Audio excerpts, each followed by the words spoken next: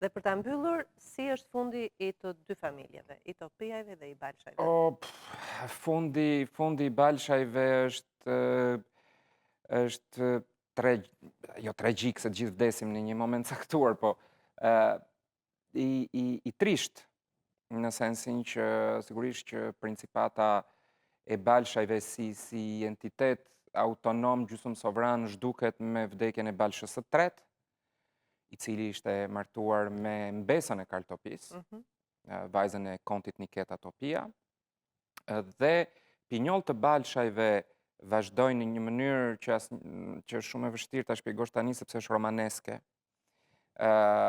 Vazhdojnë tek vllazëria e Stres Balshajve, që janë kapiten të famshëm të Skënderbeut, por ndërkohë rival shumë të fortë të tij, me kriza, me burgosje të tyre nga ana e Skënderbeut, me tradhti të tyre ndaj Skënderbeut, të cilat skicojnë në fakt gjithë ato rivalitetet e vjetra që Skënderbeu duke bërë me një grusht të hekurt një politikë, atë që Plasari e ka shumë të bukur të thënë, politike luftës me çdo kusht, nuk arriti dot gjithsesi ti eliminonte këto eliminonte, por e impulset bëri e Balshajve. përpjekjen që t'i eliminonte. E qartë. Por impulsi i Balshajve ishte më i fortë. S'ishte vetëm ajo, ishte që Skënderbeu nuk kishte kontrollin total të gjithë territoreve, nuk ishte zoti vetëm i fatit të vet dhe i fatit të luftës me osmanët, thonë që kishte Alfonsin mbi krye, të Napolit, ishin lëvizjet e Venedikut, Skënderbeu ishte vetmitar në luftën e vet kalorsiake, personazh i pareplikueshëm, absolutisht, dhe që bëri një politikë ultramoderne në raport që do ta kishte bërë çdo lider autokrat vizionar. Autokrat vizionar.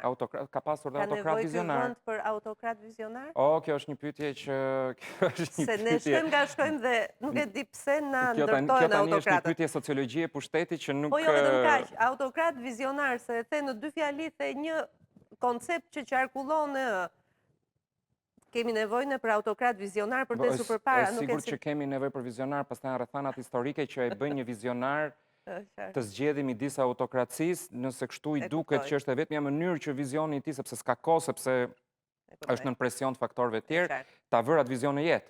Nëse rrethanat janë të tjera, ndoshta vizionari nuk ka nevojë të bëhet autokrat. Qëllimi e justifikon mjetin. Po, por Skënderbeu duhet ishte autokrat, nuk mund të ishte ndryshe për të vënë përpara gjithë atë luftë dhe për ta mbajtur ashtu siç e mbajti.